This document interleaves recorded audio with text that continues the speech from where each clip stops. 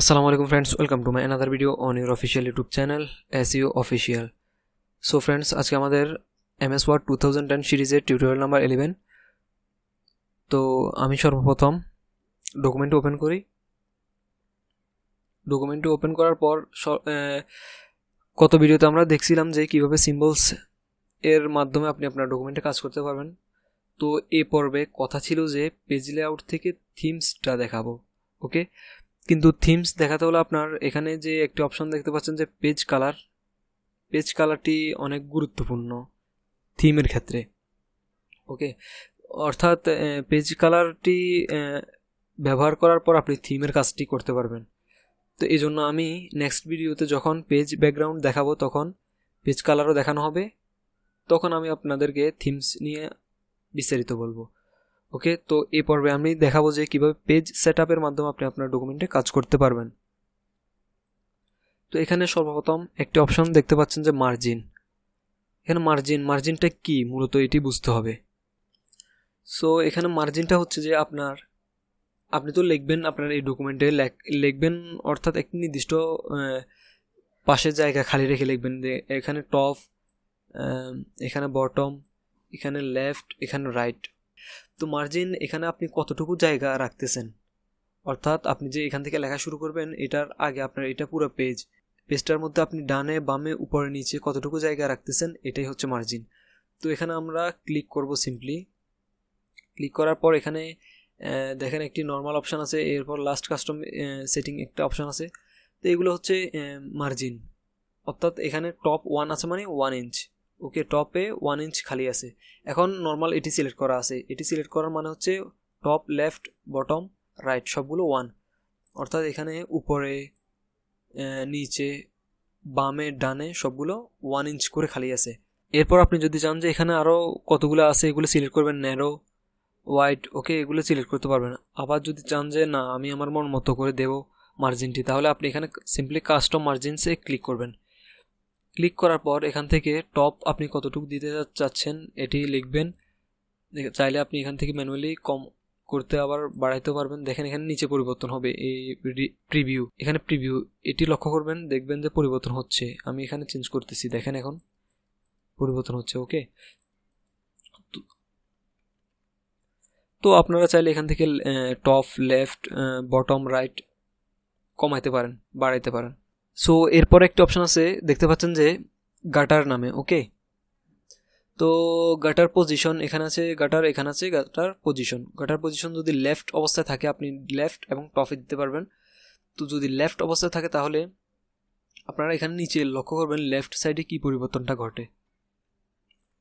তো আপনারা কীভাবে লক্ষ্য করবেন, যখন আমি এখান থেকে এটিকে উপরের দিকে দেবো মানে বাড়াবো। ওকে, তো আমি বাড়াচ্ছি এখান থেকে, দেখেন। ওকে, আমি 4 করে দিলাম। তো আমি এখানে বাড়ানোর পর দেখেন এখানে কি একটা অবস্থা হয়ে গেছে, ঠিক আছে। তো আমি এখান থেকে ওকে দিয়ে দিলাম। ওকে দেওয়ার পর দেখেন এই অংশটিতে আপনি চাইলেও আর লিখতে পারবেন না, আপনি লেখা শুরু করতে হবে শুধু এই অংশটি থেকে। ওকে, এখান থেকে এই অংশটি আপনার গাটার অর্থ হচ্ছে নর্দমা আর কি, মানে খালি একটা জায়গায় এই অংশটি আপনার মার্জিনে পরিবর্তন হয়ে গেছে। তো এটি ঠিক করার জন্য আপনি মার্জিন থেকে আবার কাস্টম মার্জিনে যাবেন, এরপর এখান থেকে জাস্ট 0 করে দেবেন, এরপর আপনি ওকে দিয়ে দিবেন। ওকে দেওয়ার পর দেখেন আগের মতো হয়ে গেছে। এরপর একটি অপশান আছে যে গাটার পজিশন, এখানে লেফট ছিল, এই জন্য লেফটে আপনার এই অংশটি মার্জিনে পরিবর্তন হয়ে গেছে। যদি আপনি টপে দেন তাহলে বাড়ানোর পর দেখেন টপ থেকে পরিবর্তন হয়ে গেছে। ওকে, তো আমি এখানে 0 করে দিচ্ছি। তো এরপর ওকে দিয়ে দিব, ঠিক আছে। এরপর একটি অপশান আছে দেখতে পাচ্ছেন যে ওরিয়েন্টেশন নামে। ওকে, ওরিয়েন্টেশনের কাজটা হচ্ছে যে আপনার ওরিয়েন্টেশন সাধারণত দুইভাবে থাকে, একটি হচ্ছে পোর্ট্রেট আর একটা হচ্ছে ল্যান্ডস্কেপ। ওকে, তো আমি এখানে ক্লিক করলাম। ক্লিক করার পর দেখেন পোর্ট্রেট আছে একটি, ল্যান্ডস্কেপ আছে একটি। তো এভাবে বোঝা যাচ্ছে না, আমি একটু জুম আউট করে নিই এখান থেকে। তো পোর্ট্রেট হচ্ছে কোনটা, পোর্ট্রেট হচ্ছে এভাবে লম্বালম্বিভাবে যেটা আছে, আর ল্যান্ডস্কেপ হচ্ছে এভাবে সমান্তরালভাবে বা আড়াআড়িভাবে যেটি আছে। ওকে, তো আমি এখান থেকে ক্লিক করে পোর্ট্রেট, এটি কিন্তু পোর্ট্রেটে সিলেক্ট করা আছে, এই জন্য এটি খাড়াভাবে আছে বা লম্বাভাবে আছে। তো এরপর যদি আমি ল্যান্ডস্কেপে সিলেক্ট করে দিই তাহলে দেখেন আমার পেজটি আড়াআড়িভাবে অর্থাৎ সমান্তরালভাবে হয়ে গেছে। সো ওরিয়েন্টেশনের কাজ শুধু এটাই, আপনি আপনার ডকুমেন্টটিকে বা পেজটিকে পোর্ট্রেট আর ল্যান্ডস্কেপে করবেন। তো এরপরে একটি অপশান আছে যে দেখতে পাচ্ছেন সাইজ নামে, এটি হচ্ছে মূলত আপনার পেজের সাইজ, কোন সাইজে আপনি পেজটি নিতে চাচ্ছেন এটির জন্য এই অপশানটি। তো আমি এখানে ক্লিক করলাম, ক্লিক করার পর দেখেন ডিফল্ট এখানে লেটার সাইজের পেপার সিলেক্ট করা থাকে। তো আপনি চাইলে যদি প্রয়োজন পড়ে লেটারে লিখতে পারবেন আপনার প্রয়োজন অনুযায়ী আর কি। এরপর লিগেলও চাইলে আপনি লিখতে পারবেন, স্টেটমেন্ট আছে, এক্সিকিউটিভ আছে, A4 আছে। A4 হচ্ছে অফিসিয়াল, A4 সর্বস্থানে আপনার ব্যবহৃত হয় এটি। ওকে, এরপরে আরও A5 আছে, বিভিন্ন দেখেন নিচে গেলে আরও বিভিন্ন সাইজের পেপার আছে, আপনার যেটা প্রয়োজন পড়বে আপনি সিলেক্ট করে ব্যবহার করবেন। তো এরপরে একটা অপশন আছে দেখতে পাচ্ছেন যে কলামস নামে।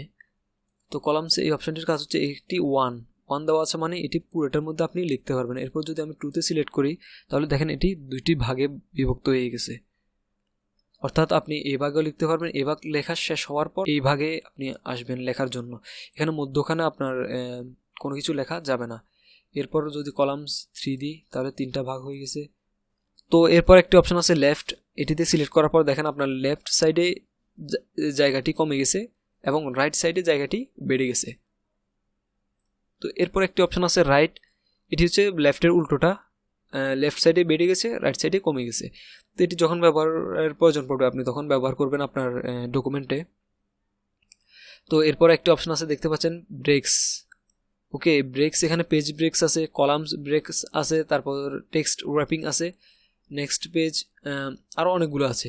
ওকে, তো ব্রেকস সম্পর্কে বলার আগে আমি একটা জিনিস বলি যে আমি ইনসার্ট থেকে এখানে যখন পেজেস নিয়ে আলোচনা করেছিলাম তখন পেজ ব্রেক নামে একটি অপশন দেখিয়েছিলাম। তো এই অপশনটি আর এটি সেম, এটি হচ্ছে পেজ ব্রেকস। ওকে, এরপর আছে কলাম, এরপর আছে টেক্সট র্যাপিং, এরপর আছে next page, continuous, even page, odd page, মানে জোট আর বেজোট পেজ। ওকে, তো এখানে ব্রেকস এটি দেখানোর আগে আমি আমার ডকুমেন্টটিকে নর্মাল করে নেই। তো এখানে 1 দিয়ে দিলাম। ওকে, এরপর আমি জাস্ট একটু জুম আউট করতেছি। জুম আউট করার পর এখানে পেজ ব্রেকসে ক্লিক করলাম, ক্লিক করার পর প্রথম অপশনটি আছে পেজ, এখানে ক্লিক করলাম, ক্লিক করার পর দেখেন পেজ একটি বেড়ে গেছে, অর্থাৎ পেজ একটি ব্রেক হয়েছে। তো এটি আমি কেটে দিলাম, কেটে দেওয়ার পর তো এরপরে একটি অপশন আছে কলামস। ওকে, কলামে এটি হচ্ছে আপনার যদি এখানে কলাম থাকে তাহলে আপনার কলামগুলো ব্রেক হবে। এরপর একটি আছে অপশান টেক্সট র্যাপিং। তো টেক্সট র্যাপিং এটি দেখানোর জন্য আমি একটু আমার ডকুমেন্টটিকে জুম করতে হবে। জুম করার পর দেখেন এখানে আমার কার্সরটি আছে প্রথম লাইনে। ওকে, এই সর্বপ্রথম লাইনটিতে। তো আমি এখান থেকে যখন ব্রেকসে গিয়ে টেক্সট র্যাপিংয়ে ক্লিক করব, ক্লিক করলাম, ক্লিক করার পর দেখেন আমার প্রথম লাইন থেকে দ্বিতীয় লাইনে চলে গেছে। ওকে, এরপর দ্বিতীয় লাইনে আমার এখানে কার্সরটি আছে। এরপর আমি যদি এখানে ক্লিক করার পর টেক্সট র্যাপিংয়ে আবার ক্লিক করি দেখেন আমার 3 নম্বর লাইনে চলে গেছে। ওকে, এভাবে আপনি চাইলে এখান থেকে একটার পর একটা লাইনে আসতে পারেন, কিন্তু এভাবে লাগে না। আপনি সিম্পলি এন্টার চাপ দিলে আপনার এক লাইন পর পরে দেখেন এই যে দেখেন আপনার এক লাইন পর পর চলে যাচ্ছে। এটি এত মানে অপশান দিছে এই কারণে আমি দেখাচ্ছি, কিন্তু এগুলো এত বেশি প্রয়োজন পড়বে না। আপনি শর্টকাট আপনার কিবোর্ড থেকে মাউস দিয়েও কাজগুলো করতে পারবেন। ওকে, এরপরে একটি অপশান আছে দেখতে পাচ্ছেন নেক্সট পেজ। এটি দেখানোর জন্য আমি একটু জুম আউট করব। জুম আউট করার পর এখান থেকে দেখেন ক্লিক করলাম, নেক্সট পেজ, একটি নতুন পেজ খুলে গেল। তো এভাবে লাগেও না। আপনি যদি চান আপনার আরেকটি পেজ খুলবে তাহলে আপনি সিম্পলি কন্ট্রোল চাপ দিয়ে এন্টার চাপ দিবেন, তাহলে আপনার পেজ আরেকটি খুলে যাবে। অথবা আপনার যখন এক পেজ লেখা শেষ হয়ে যাবে এই পর্যন্ত চলে আসবেন তখন আপনার অটোমেটিক আরেকটি পেজ খুলে যাবে। তো আমি এগুলো ডিলিট করে দিলাম। তো এরপর একটি অপশন আছে কন্টিনিউয়াস, এর কাজটা কি? তো আমি এখানে সর্বপ্রথম ক্লিক করলাম, ক্লিক করার পর একটু জুম করব। জুম করার পর দেখতে পাচ্ছেন যে এখানে মধ্যখানে একটি ভাগ হয়ে গেছে, অর্থাৎ এটি একটি সেকশন, এটি একটি সেকশন। ঠিক আছে, এখানে আপনি দেখেন একটি লেখা আছে insert a section break and start the new section on the same page, মানে একটি সেকশন ব্রেক করার পর আপনি আরেকটি সেকশন আপনার নতুন করে শুরু হলো। এখন আপনি যদি এখানে লেখেন কিছু একটি, যেমন আমি এখানে কয়েকটি শব্দ লিখলাম, এরপর যদি আপনি নেক্সট লাইনে যান তাহলে এন্টার চাপ দিবেন। এন্টার চাপ দেওয়ার পর দেখেন আপনার এই যে ভাগটি এটি নিচে নেমে গেছে। ওকে, এরপর আবার কিছু লিখলাম, এরপর আবার এন্টার চাপ দিবেন। এন্টার চাপ দেওয়ার পর দেখেন এন্টার চাপ দিলেই নিচে নামবে। ওকে, কিন্তু এখান থেকে আপনি আবার লিখতে পারবেন, এরপর এন্টার চাপ দিবেন, আপনি নিচে যাবেন, সমস্যা নাই। ওকে, সো এটার কাজ হচ্ছে এটি যে আপনার এই পেজটিকে দুটি সেকশনে বিভক্ত করে দিবে, মানে পেজ একটি থাকবে কিন্তু সেকশন থাকবে দুটি। ওকে, উপরে একটি নিচে একটি, আপনার একই পেজে দুটি সেকশনে বিভক্ত করে দিবে। তো আমরা এটিকে আগের মতো করে নিই। তো আগের মতো করার জন্য আপনি সিম্পলি আপনার মাউস থেকে লেফট বাটন ক্লিক করে সিলেক্ট করবেন, সিলেক্ট করার পর ব্যাক স্পেস ক্লিক করবেন, শেষ। আপনার যা ছিল তা সব কিছু ডিলিট হয়ে গেছে। তো এরপর একটি অপশন দেখতে পাচ্ছেন যে ইভেন। ওকে, এরপর আছে অড। ইভেন মানে জোড আর অড মানে বেজোড। তো ইভেনে যদি আপনি ক্লিক করেন, ক্লিক করার পর এবার বুঝে যাচ্ছেন, আমি জুম আউট করে নিই। আপনি লক্ষ্য করবেন যে এখানে আমার পেজ নাম্বার কত, 1। ওকে, দুইটা পেজের মধ্যে আমার 1 নম্বর পেজে আছে। এখানে ক্লিক করলে, এখানে ক্লিক করার পর আমি 2 নম্বর পেজে আছি।